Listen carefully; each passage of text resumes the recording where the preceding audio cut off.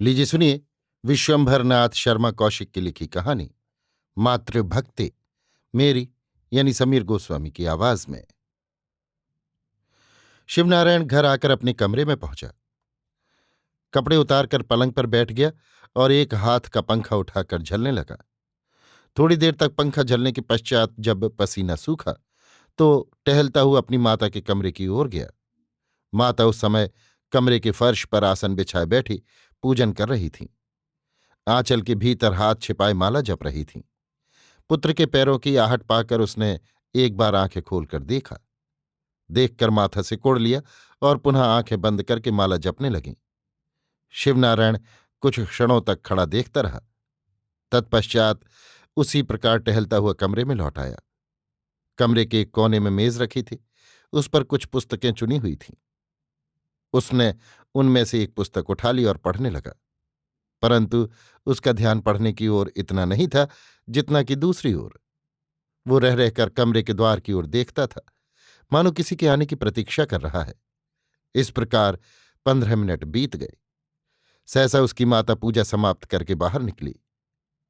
शिवनारायण ने पुस्तक बंद करके मेज पर रख दी और कमरे के बाहर निकलकर माता से पूछा, अम्मा, आज बहू कहीं गई है क्या? हाँ, गई है, माता ने माथा सिकोड़कर कहा। कहाँ?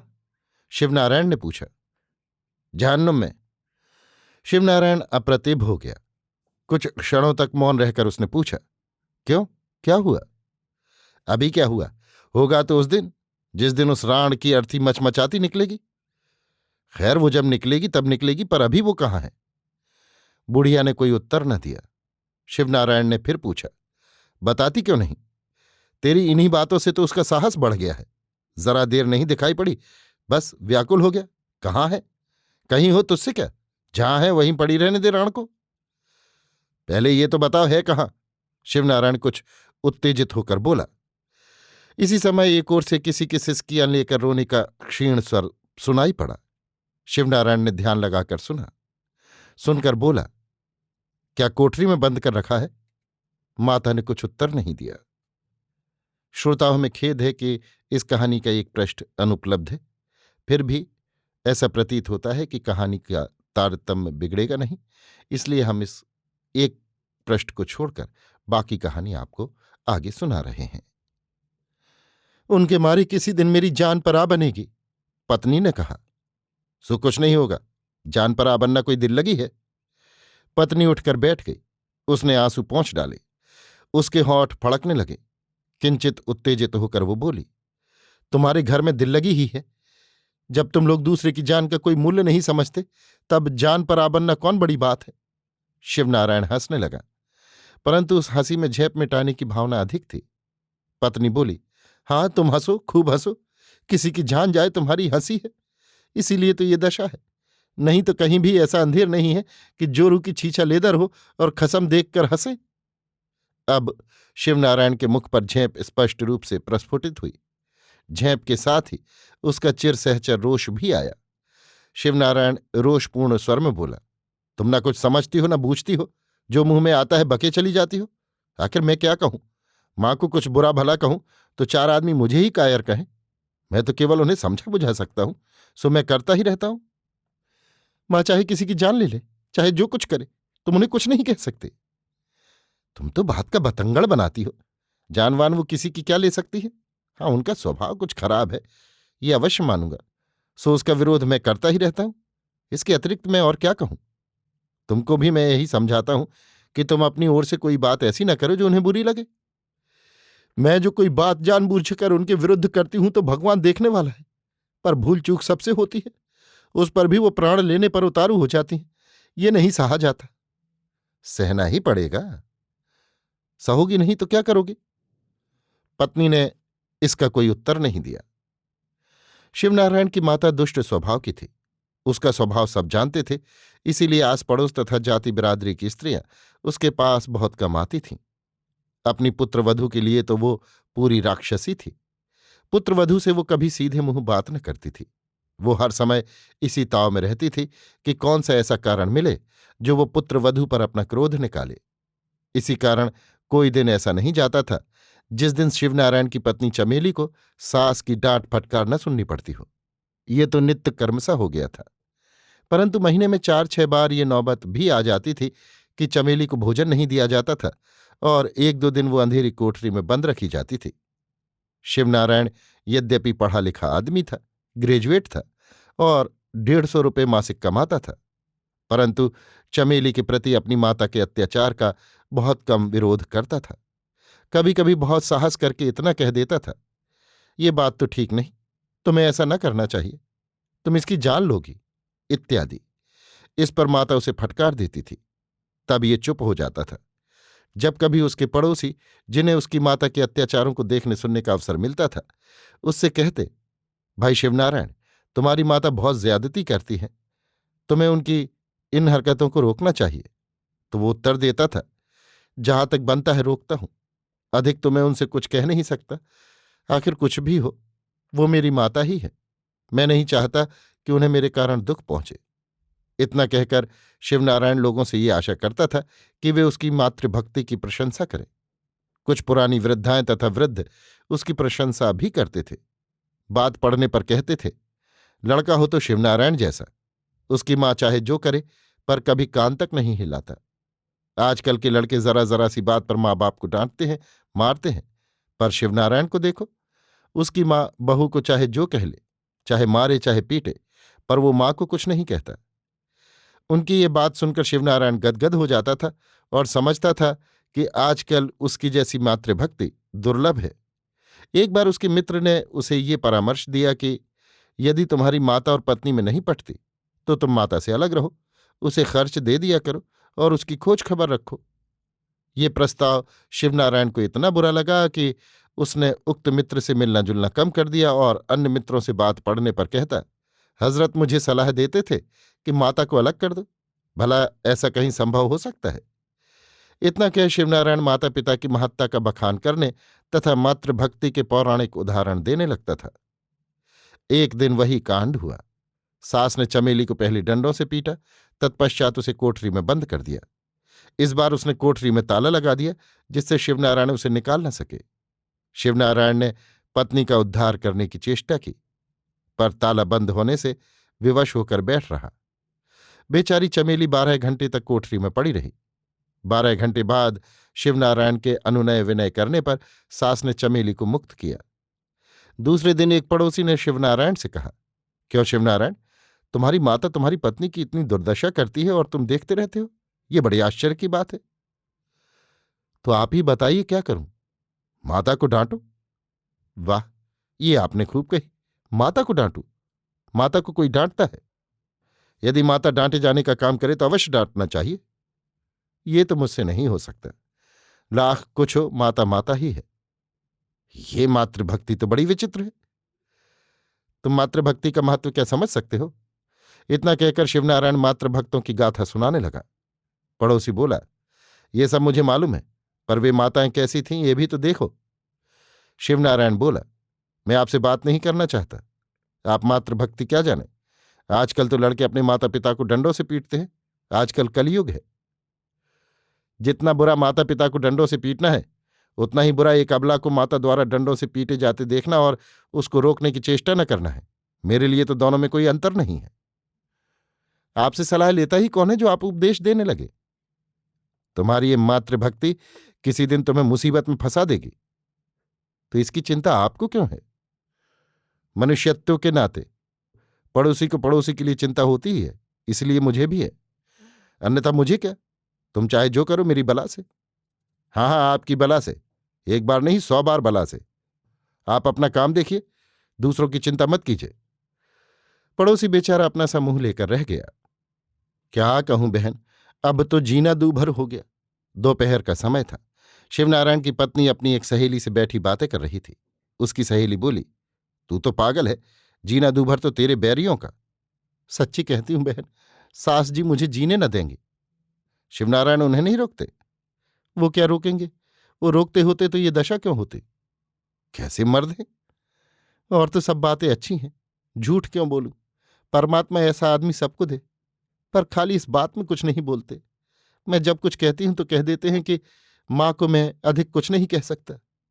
वो तो ये कह के अलग हो गए, मेरे प्राणों पर बीत रही है। उन्हें ऐसा नहीं चाहिए। उनको छोड़ के तेरा यहां है कौन? वही न सुनेंगे तो फिर कौन सुनेगा? क्या बताऊं, भाग्य की बात है। मेरे भाग्य ही फूटे हैं जो सास ऐसी मिली और आदमी ऐसा मिला कि चाहे मां मुझे मार डाले पर वो चू नहीं करेंगे। ये तो बड़ी खराब बात है। अब तुम ही बताओ मैं क्या उपाय करूं? कुछ दिनों के लिए बाप के घर चली जा। वो भी बेचारे आजकल मुसीबत में है। एक मुकदमा लग गया है, उसमें पास पल्ले जो था सो सब खर्च हो गया। नौकरी अलग छूट गई। बेचारे न जाने कैसे दिन काट रहे हैं। मैंने एक दफा लिखा भी था कि मुझे बुला लो। उन्होंने जवाब दिया कि मैं आजकल खर्च से तंग हूं, जब हालत ठीक होगी तो बुला लूंगा। अब बताओ मैं क्या करूं? मेरे लिए तो कहीं ठौर नहीं है। इतना कहते कहते चमेली रोने लगी। रोते रोते बोली, उनकी मुसीबत का ध्यान आता है तो कलेजा फटने लगता है। यहां की दशा है कि सांस लेना भी कठिन हो रहा है। भगवान मुझे मौत भी नहीं देते जो सारे झगड़ों से छूट जाऊं। आखिर सास तेरे ऊपर इतनी नाराज क्यों रहती है? भगवान जाने मैंने उनका क्या बिगाड़ा है। मैं तो हर तरह से उनकी सेवा करती हूँ, उनके सुख दुख का ध्यान रखती हूँ, गम भी खाती हूँ, और फिर भी उनकी आंख टेढ़ी ही रहती है। अच्छा तो तू एक काम कर। चमेली नेत्र पहुंचते हुए बोली, क्या? बताओ। तू अब अपने पैरों पर खड़ी हो। आदमी की तो आशा छोड़ दे। मैं तुम्हारा मतलब नहीं समझी। मेरा मतलब यह है कि तू अब गम न खा। सास तुझे एक कहे तो तू 10 सुना, तभी तेरा उद्धार होगा। वो मरने मारने पर उतारू हो जाती हैं, सो तू भी वैसा ही कर। तू मरने मारने से डरती है क्या? मरने मारने से तो नहीं डरती, पर बदनामी से डरती हूं। उन्हें तो कोई कुछ न कहेगा, सारा कलंक मेरे ही सिर आ जाएगा। आवे तो आया करे। जब इस तरह जीना दूभर हो रहा है तो और करेगी क्या? और मैं तुझे बताती हूं, जहां तूने 2-4 दफा सास का सामना किया कि फिर वो नहीं बोलेगी। क्या कहूं, मेरी तो हर तरह मुश्किल है बहन। मुश्किल वुश्किल कुछ नहीं, जैसा मैं कहती हूं वैसा कर, सब मामला ठीक हो जाएगा। मेरी एक चचेरी बहन है, उसकी सास भी तेरी सास जैसी थी। उस बेचारी ने भी बहुत दिनों तक सास की बातें सही, बड़े दुख उठाए। उसका आदमी भी अपनी मां को कुछ नहीं कहता था। अंत को जब मेरी बहन बेचारी तंग हो गई, तब उसने सास का सामना करना आरंभ किया। एक दिन तो ऐसी नौबत आ गई कि मेरी बहन ने सास को खूब पीटा। बस तब से ठीक हो गया, अब चूं तक नहीं करती। इसलिए मेरा कहना मान, तू भी यही कर। परमात्मा चाहेगा तो ये भी ठीक हो जाएगा। तू कुछ कमजोर नहीं है, चाहे तो पीस कर धर देगी। सो तो उनके भरकों में बहुत हूं, पर यही सोचती हूं कि सब मुझको ही कायल करेंगे, वो भी नाराज होंगे। कौन? शिवनारायण? नाराज हो तो हुआ करें। कब तक नाराज होंगे? जब समझेंगे तो कुछ नहीं कहेंगे, तो एक दफा करके तो देख। देखो सोचूंगी। या एक काम कर, आज उनसे कह दे कि या तो तुम खुद इसका कोई उपाय करो, नहीं तो मैं जो ठीक समझूंगी करूंगी, फिर मुझे दोष न देना। हाँ ये ठीक है, एक बेर उन्हें चेता दे। रात में चमेली अपने पति से बोली, मैं एक बात कह देती हूं, अब से सास जी की नहीं सहूंगी। तुम तो कुछ बोलते नहीं, अब मैं जो ठीक समझूंगी वही करूंगी। शिवनारायण ने लापरवाही से कहा, मैं तुम दोनों के झगड़ों में नहीं पड़ना चाहता। जो तुम्हारा जी चाहे तुम करो, जो उनका जी चाहे वो करे। मैं दोनों को समझाते समझाते हार गया, इससे अधिक मैं कुछ नहीं कर सकता। मुझे समझाया तो तुम्हारी बात मानकर ही अब तक सब सहती चली आई, पर उन्होंने तुम्हारी बात नहीं मानी। अब मैं भी अपने मन की करूंगी। शिवनारायण ने कोई उत्तर नहीं दिया। एक दिन शाम को चमेली भोजन बना रही थी। रसोई घर के सामने दालान में सास देवी बैठी माला सटका रही थीं। उसी समय सास ने चमेली से कहा, एक गिलास पानी दे जा। चमेली ने सुना या नहीं सुना, पर कोई उत्तर नहीं दिया। सास कुछ क्षणों तक प्रतीक्षा करके बोली, ओ बहरी, सुनती नहीं है?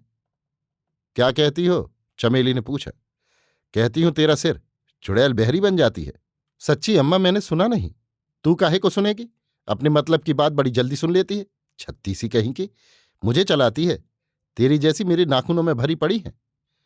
भरी पड़ी हैं तो पड़ी रहें। मैं कहती जाती हूं कि मैंने नहीं सुना, फिर भी नहीं मानती। मैं तेरे गुण न जानती हूं तो मान लूं।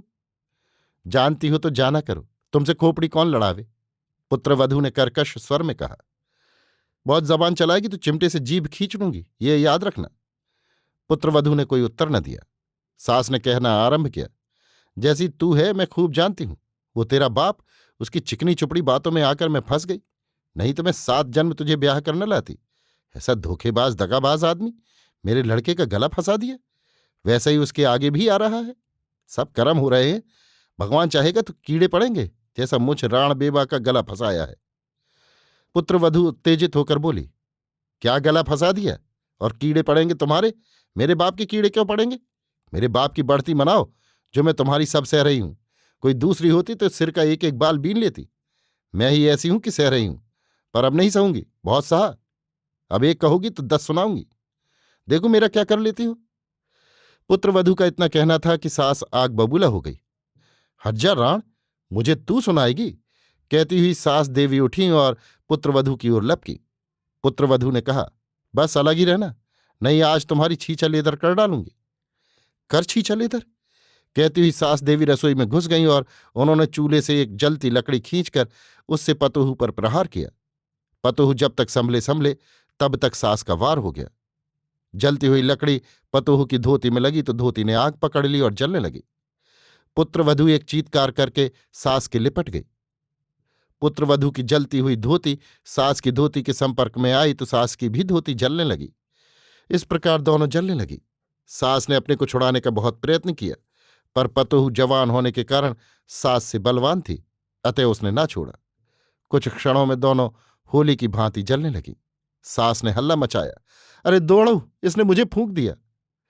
परंतु पड़ोसी लोग तो ऐसी बातें नित्य ही सुना करते थे। जिसने सुना उसने कोई ध्यान न दिया। अंत में दोनों जलते जलते बेहोश होकर गिर पड़ी। शिवनारायण जब दफ्तर से लौटा तो उसने देखा कि रसोई में चूल्हे से कुछ दूर पर उसकी माता और पत्नी दोनों लिपटी हुई नंगी पड़ी हैं। दोनों का शरीर बुरी तरह जल गया है। चूल्हे की आग ठंडी हो चुकी है। एक रोटी तवे पर जलकर काली हो गई है। ये भयानक दृश्य देखकर शिवनारायण ने एक चीख मारी। ऋषिकेश में एक युवक सन्यासी गंगा तट पर सबसे अलग एक पर्णकुटी में रहता है। वो किसी से कोई याचना नहीं करता और अधिकतर मौन रहता है। लोगों का ख्याल है कि वो कोई सिद्ध महात्मा है। लोग बहुधा कुटी के सामने एकत्र होते हैं। सन्यासी कभी कभी संसार की असारता का वर्णन करके लोगों को भगवत भजन का उपदेश दिया करता है। कभी कभी जब माता तथा मातृभक्ति का प्रसंग आ जाता है तो सन्यासी दीर्घ निश्वास छोड़कर एकदम मौन हो जाता है। अभी आप सुन रहे थे विश्वंभरनाथ शर्मा कौशिक की लिखी कहानी मातृभक्ति, मेरी यानी समीर गोस्वामी की आवाज में।